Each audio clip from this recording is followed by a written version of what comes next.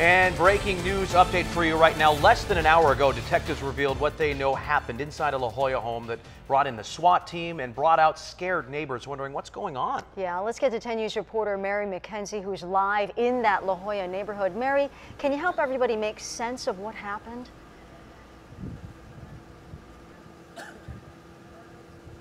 Good morning. Detectives are just about to go inside trying to determine exactly what did happen here last night and overnight. But we do know a husband and wife are dead from an apparent murder-suicide this morning.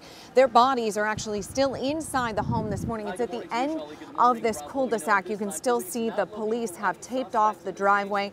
Looks like homicide detectives have been able to get inside. But again, their bodies are still inside. The woman has been identified as Halavi Parvana. Her son found his mother's body on the couch inside the home last night, and someone with him called police. When they got here, they didn't know if it was safe to go inside this home, so SWAT was called in, and that's when this neighborhood went on lockdown. This is a really big shock. Nothing ever happens on this street.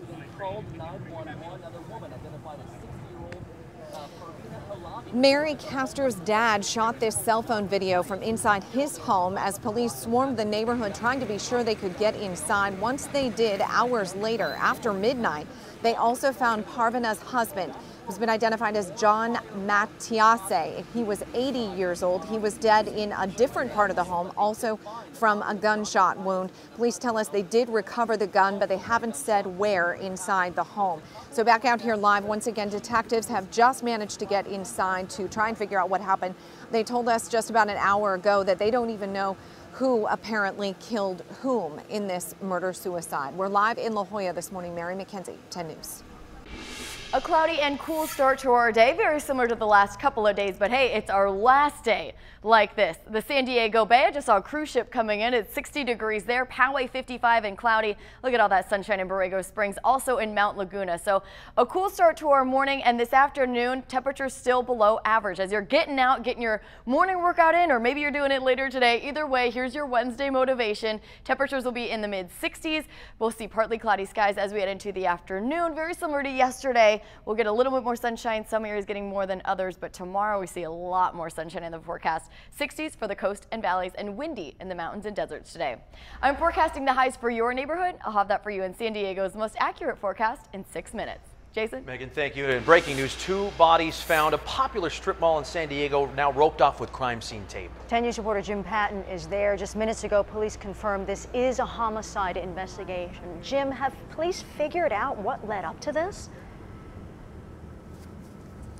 No details like that. And in fact, the only reason we know that it is now, in fact, a homicide investigation is we contacted the watch commander, who confirmed that a homicide investigative team is on the way here.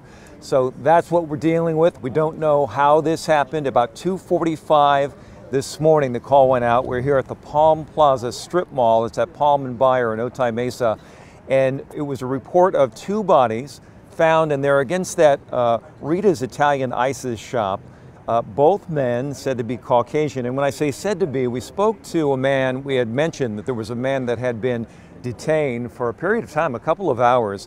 He was actually the man that washes this parking lot every couple of months, and he uses power washers to do that. But he was being questioned. His name is Miguel. He only wanted to go by his first name, but he told us what he saw when he first came up, and he thought they were just 2 men that were sleeping, and he asked them if they would move because he needed to do his job. When they didn't, an officer happened to be in the area and came up, and then it was discovered that in fact these 2 men were deceased, and now, as I said, we're dealing with a homicide investigation here. So that is the latest from Otay Mesa. We'll continue to stay on scene and learn what we can and bring you the very latest. Reporting live, Jim Patton, 10 News. All right, thank you, Jim. Happening today, the drunk driver accused of killing this mother-to-be on Mother's Day will be in court. The memorial for Jessica Fotheringham is growing at the spot in Ramona where she and her unborn baby died. Jessica was a military wife, 8 months pregnant with her first daughter when an SUV slammed into her car. Her husband, Christopher, had been driving a separate car in front of her with their 2 boys inside. He saw the whole thing. He tried to save his wife. Only thing I seen was her hit the tree and the car land. And my heart dropped. And I raced to the car to see if I could save my wife. Police say the drunk driver is Andrew Molanis. Christopher says Milanis left his wife and their baby to die and called a Lyft ride to take him to another bar where he continued to drink. Milanis is being held on a $1 million bond. Two big moments to tell you about during last night's San Diego Unified Board meeting. Parents upset, waving signs over there demanding a change to the district's sex education program, and also a new district police chief was appointed. His name is Chief Michael Marquez. I truly believe that the safety of our children, and not only in our schools but also in our community, is a shared responsibility.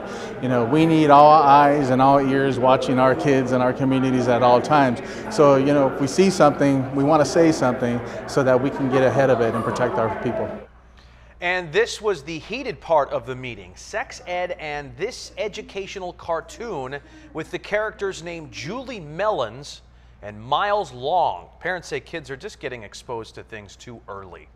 They're asking children to explore their sexuality online, and they're giving them laptops, and we're hearing that they're going to remove the normal filters so that they can access the curriculum suggested websites. By mentioning terms like anal sex or oral sex and giving simple medical definitions as means of a possible HIV and STI transmission, they're calling that too graphic. The cartoon is part of an informational link given to parents so that they can talk to their kids. 6:07, developing story here. Lawmakers in Capitol Hill getting ready to try to get to the bottom of whether President Trump pressured James Comey to end the investigation into former National Security Advisor Michael Flynn. A source close to Comey tells ABC News the day after Flynn was fired in February, Comey wrote a memo quoting the president as saying, and here's the quote, "I hope you can let this go. He is a good guy." The White House is denying this report. Leaders with the House Oversight Committee say they are ready to get a subpoena for that memo. And I'm watching breaking news here in the 10 News Live Center. This morning, Russian President Vladimir Putin said Russia is ready to hand over records of talks between President Trump and the Russian foreign minister. Now, Sergei Lavrov appeared at the White House with the president last week. Putin made these comments here earlier this morning at a news conference alongside the Italian Prime Minister. Of course, a huge controversy here is over whether Trump disclosed highly classified information to Lavrov. Trump has denied that. Putin also dismissed this scandal, calling it, quote, political schizophrenia. Here in the 10 News Live Center, I'm Melissa Wasiha. Back to you. All right, thank you, Mel. This is a developing story. The long-term future of San Diego State football is up in the air after the university announced it is pulling out of negotiations with the group behind Soccer City. The Soccer City plan calls for a new Mission Valley Stadium that would be shared between SDSU and a new Major League Soccer team. SDSU says the plan doesn't meet the campus athletic and academic needs. They want the city to consider some other ideas. Well, the backers of the Soccer City plan say SDSU is, quote, walking away from people trying to help them. The Aztecs do have an agreement to play at Qualcomm Stadium through 2018. A developing story. Local Congressman Darrell Issa is defending himself in a Twitter spat over accusations that he flipped the bird at a reporter. Congressional reporter Rachel Bade tweeting here that Issa literally gave her the middle finger and just kept on walking when she asked him about the recent firing of former FBI Director James Comey. So Issa responded saying that Bade must have seen or heard something to believe that this happened, but as he says, it didn't. As for not answering the question about the former FBI director, he says he has nothing against Bade, but he was just rushing at that moment. He has publicly commented on the Comey firing before. He did it on this program last week. Many users, though, left comments there saying that Darrell Issa should resign. It is 6:09, so transition day means change. That's right. We're going to see change coming. Really, you're going to notice it tomorrow. We will see a little bit more sunshine today. Not quite as much as we're seeing in this beautiful photo, but look at that. You can see downtown looking absolutely gorgeous. And as you're sitting there enjoying 10 News, maybe having your cup of coffee, maybe your second cup of coffee. I know I'm pretty close to mine. Temperatures are in the mid to upper 50s.